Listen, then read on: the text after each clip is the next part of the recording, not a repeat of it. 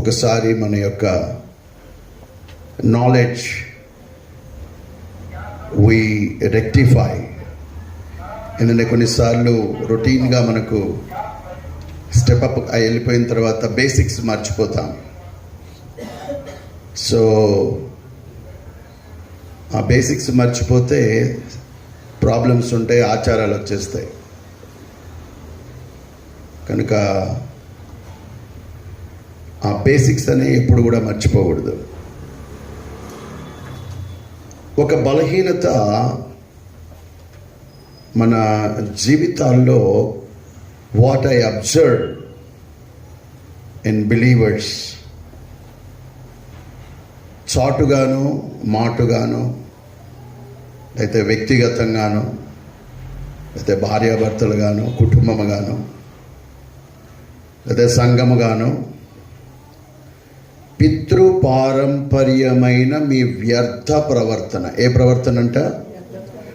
వాక్యములో ఉన్నటువంటి మాట ఏం చెప్తుందంటే, పితృపారంపర్యమైన అంటే మన పితరుల ద్వారా, తల్లి ద్వారా, తండ్రి ద్వారా, తాత ద్వారా, అమ్మమ్మ ద్వారా, నాయనమ్మ ద్వారా, లేకపోతే అటువంటి వాళ్ళ పెద్దల ద్వారా వచ్చినటువంటి దానిని మీ వ్యర్థ ప్రవర్తన అంట. ఏ ప్రవర్తన అంట?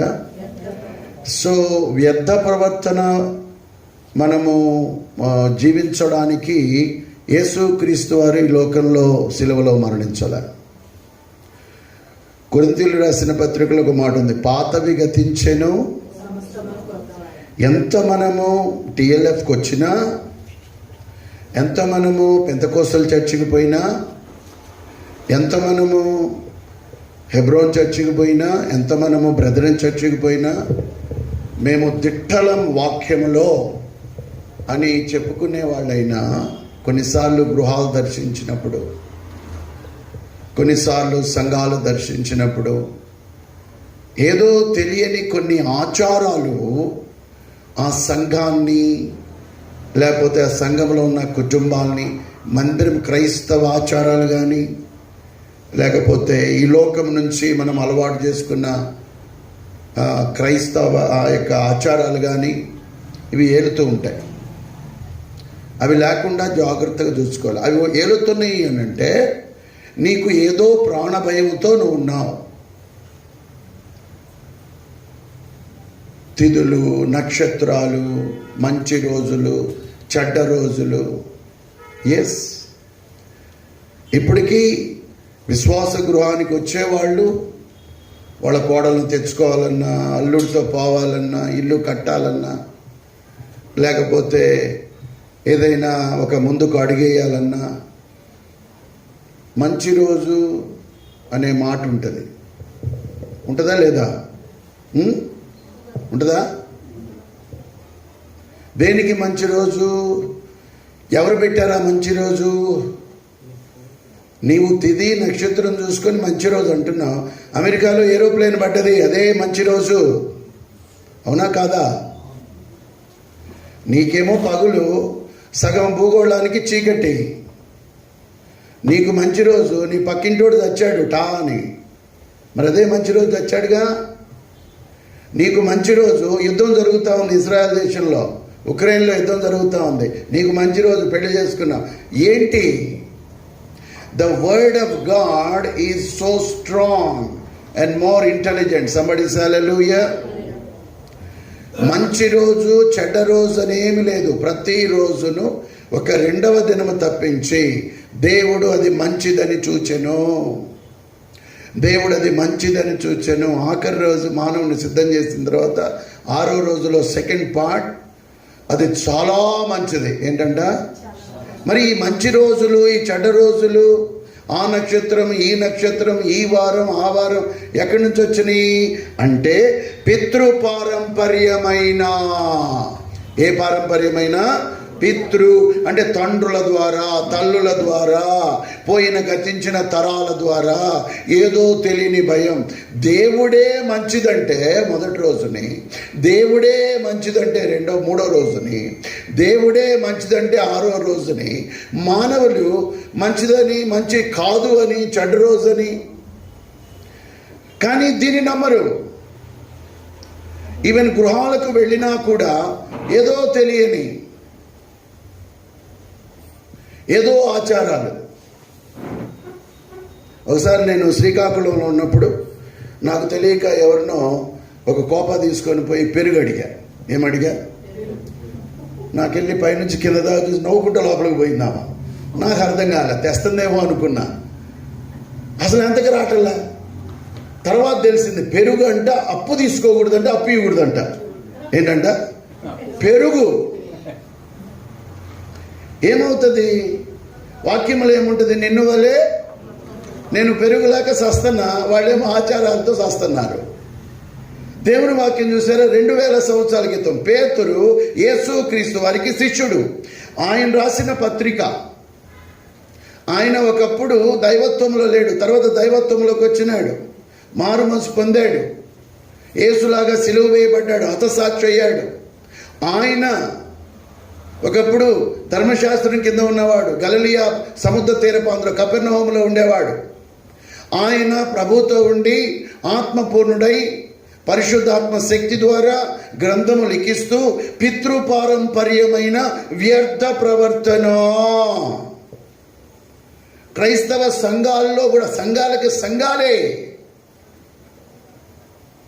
కొన్ని సంఘాలను అయితే lower pulpit and higher pulpit, అక్కడికి ఆయన పెద్ద పాస్టర్ గారు మాత్రమే వెళ్ళాలి. కొన్ని సంఘాల్లో ఇంకా అక్కడ గ్రిల్స్ ఉంటాయి. ఒక గ్రిల్లు, ఆ తర్వాత ఇంకొక గ్రిల్లు, ఆ తర్వాత ఇంకొక హైట్, 3 హైట్స్ ఉంటాయి. వాళ్ళ ఉద్దేశం ఏంటంటే ఆవరణ, పరిశుద్ధ స్థలం, అతి పరిశుద్ధ స్థలం. ఎక్కడున్నాయి?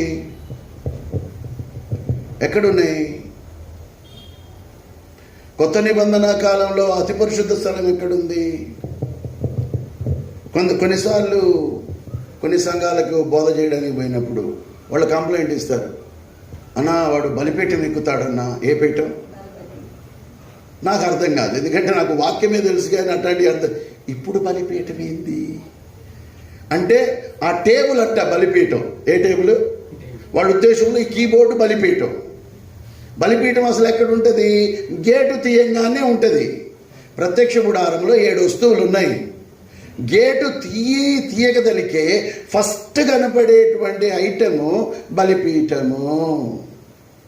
ఇత్తడితో చేయబడి లోపల ఆ క్యాషియా ఆ యొక్క చెట్టుతో లోపల ఉంచి దాని మీద ఆ యొక్క పొదిగి ముందు పెడతారు. అది ఒక బలిపీఠము. ప్రత్యక్ష గుడారంలో రాళ్లతో కట్టే బలిపీఠము, మట్టితో కట్టే బలిపీఠము. అబ్రహాము కుమారుణ్ణి వధించడానికి తీసుకొని వెళ్ళినప్పుడు కట్టెలు తన మీద మోపాడు. దేన్నో ఆయన మీద మోపాడు? కట్టెల బలిపీఠము. కృత నిబంధన కాలంలో అన్నవాడు బలిపీఠం అన్నా, పులిపీఠం అన్నా, మరి సింహం పీఠం ఎక్కడ? It's a pulpit, the standing dais. యేసుక్రీస్తు వారికి ఏది పులిపీఠం? దోనె. యేసుక్రీస్తు వారికి ఏది పుల్పీటు? ఒక ఇల్లు. యేసుక్రీస్తు వారికి పుల్పీట్ ఏంది? ఆ యొక్క దేవాలయంలోని ఒక భాగము. యేసుక్రీస్తు వారికి పుల్పీట్ ఏంది? అరణ్యములో ఒక భాగము. కృత నిబంధన సిద్ధాంతంలో మనకి 2 ఉన్నాయి. నీ దేవుణ్ణి పూర్ణ హృదయంతో ప్రేమించు, ఆరాధించు, నిన్ను వలె నీ పొరుగువాన్ని. కానీ ఇప్పటికీ ఏదో తెలియని భయం.